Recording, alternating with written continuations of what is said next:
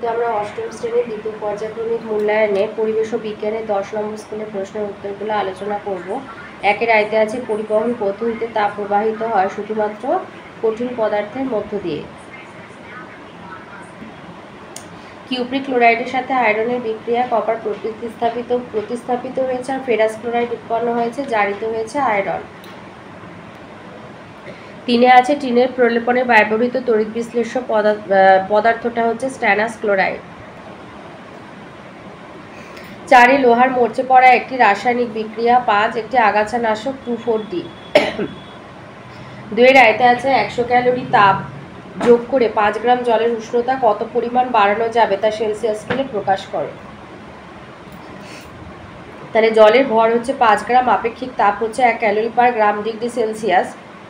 এবার 100 ক্যালোরি তাপ প্রয়োগ করায় জলের উষ্ণতা টি বৃদ্ধি পেল। তাহলে আমরা জানি প্রযুক্ত তাপ সমান H সমান mST।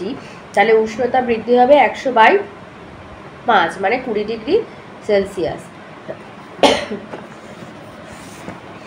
2 আছে শূন্যস্থান পূরণ করো। কোষের দুই প্রান্তের বিভব পার্থক্যই তড়িৎ প্রবাহের কারণ। 3 মেঘের নিচের দিকটা কি জাতীয় তড়িৎগ্রস্ত হয়? ঋণাত্মক তড়িৎগ্রস্ত হয়। 4 বলেছে চুনাপাথর থেকে পোড়া চুন তৈরি হলো, এটি কি ধরনের পরিবর্তন? বিক্রিয়া সহ লেখো। এটা আছে তোমাদের বইয়ের 99 পাতায়। আচ্ছা, এই যে চুনাপাথর থেকে পোড়া চুন তৈরি একটি তাপগ্রাহী পরিবর্তন। ক্যালসিয়াম কার্বনেটকে 1000 ডিগ্রি সেলসিয়াস উত্তপ্ত করলে ক্যালসিয়াম অক্সাইড আর কার্বন ডাই অক্সাইড উৎপন্ন হয় আর তাপ শোষিত হয়।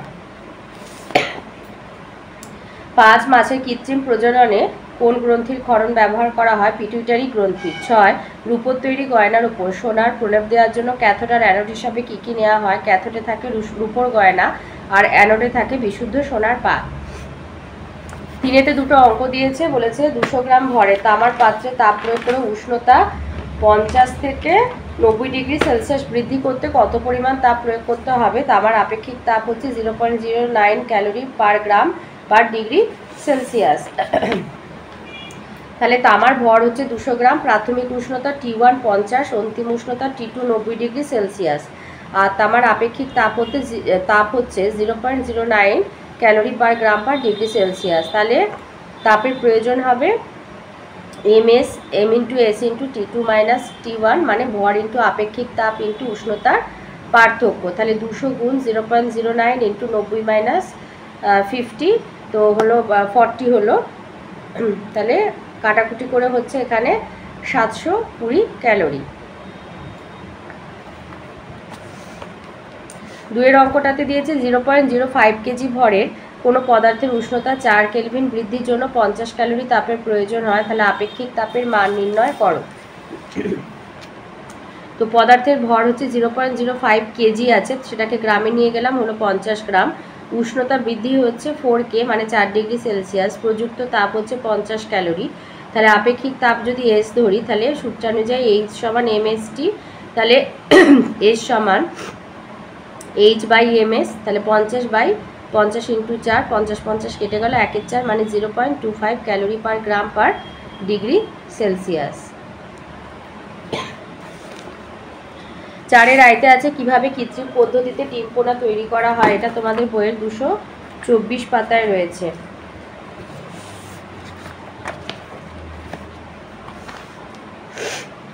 বলেছে কিভাবে ডিম পোনা তৈরি করা হয়।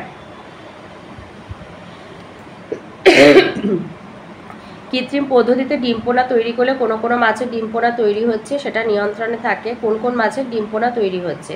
আর ডিম পোনা সংগ্রহ অনেক সুবিধা হয়। প্রতিটা সুস্থ সবল স্ত্রী মাছের 2টো সুস্থ সবল পুরুষ মাছ নেওয়া হয়। মাছের মাথায় মানুষের মতো একটা অন্তঃক্ষরা গ্রন্থি থাকে যার নাম পিটুইটারি গ্রন্থি। মাছের পিটুইটারি গ্রন্থির নির্যাস নিয়ে ওই বাছাই করা মাছেদের ইনজেকশন দেওয়া হয়।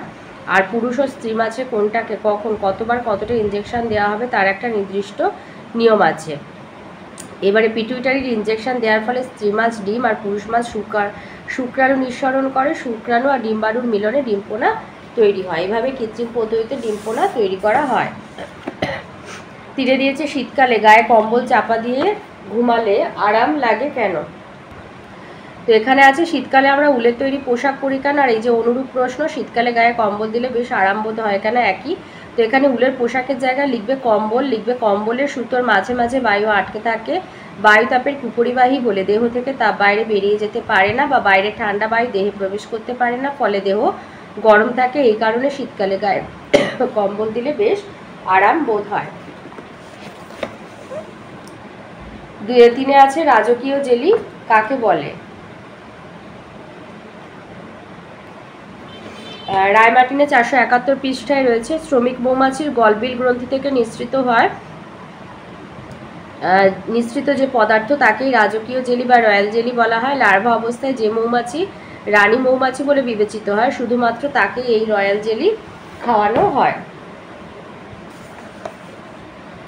4 দিয়েছে বজ্রপাতের সময় তুমি বাড়ির মধ্যে এবং বাড়ির বাইরে থাকলে কি কি করা উচিত নয়। এটা তোমাদের বইয়ের 167 পৃষ্ঠায় রয়েছে।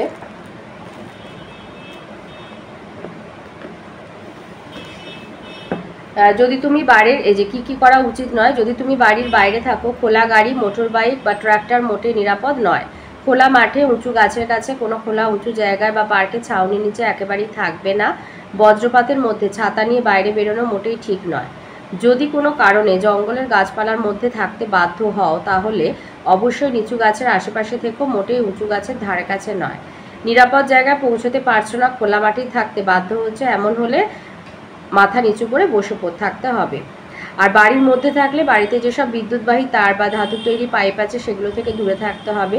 ল্যান্ডফোন মোটেই ব্যবহার করা যাবে না। মোবাইল ফোন নিরাপদ, কিন্তু অপর প্রান্তে যে কথা বলছে সে হয়তো ল্যান্ডফোন ব্যবহার করছে, সেখানেও বজ্রপাত হচ্ছে, তাই ফোন না করাই ভালো। বিভিন্ন তড়িৎ যন্ত্র যেমন টেলিভিশন, রেফ্রিজারেটর মানে ফ্রিজের তড়িৎ সংযোগ খুলে রাখতে হবে, আলো জ্বালিয়ে রাখা যাবে। মগ দিয়ে বালতির জল ব্যবহার করতে পারো, কিন্তু পাইপের মাধ্যমে আসা জল খুলে কোনো কাজ করা যাবে না। 5 দিয়েছে পোড়া চুন জল দিলে কলিচুন তৈরি হয়ে প্রচুর স্টিম তৈরি হয়, এর কারণ ব্যাখ্যা করো। এটা বইয়ের 98 পৃষ্ঠায় রয়েছে।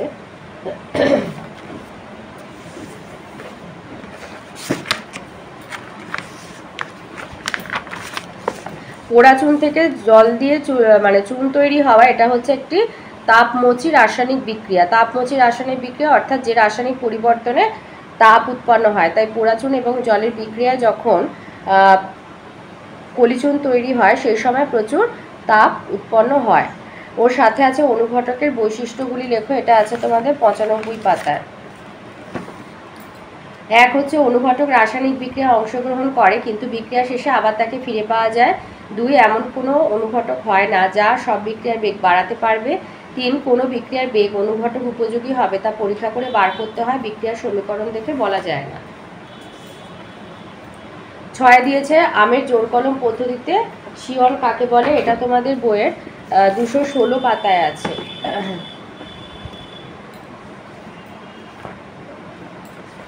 এখানে আমের জোর কলম পদ্ধতি বলে দিয়েছে বলে তাই লিখবে যে আমের জোর কলমে যে উন্নত জাতের আমের গাছের শাখা ব্যবহার করা হয় তাকেই শিয়ন বলে। এটা 1 নাম্বার। তো লিখবে যে আমের জোর কলম পদ্ধতিতে যে উন্নত জাতের আম গাছের শাখা ব্যবহার করা হয় তাকে শিয়ন বলে। এতে আছে একটি দেশি মাইনর কার্পের নাম বাটা, আর রানী মৌমাছির কাজ কি ডিম পাড়া। তো এই ছিল আজকের আমাদের 8ম শ্রেণী 2য় পর্যায়ক্রমিক মূল্যায়নের পরিবেশ ও বিজ্ঞানের 10 নম্বর স্কুলের প্রশ্নের উত্তরগুলি।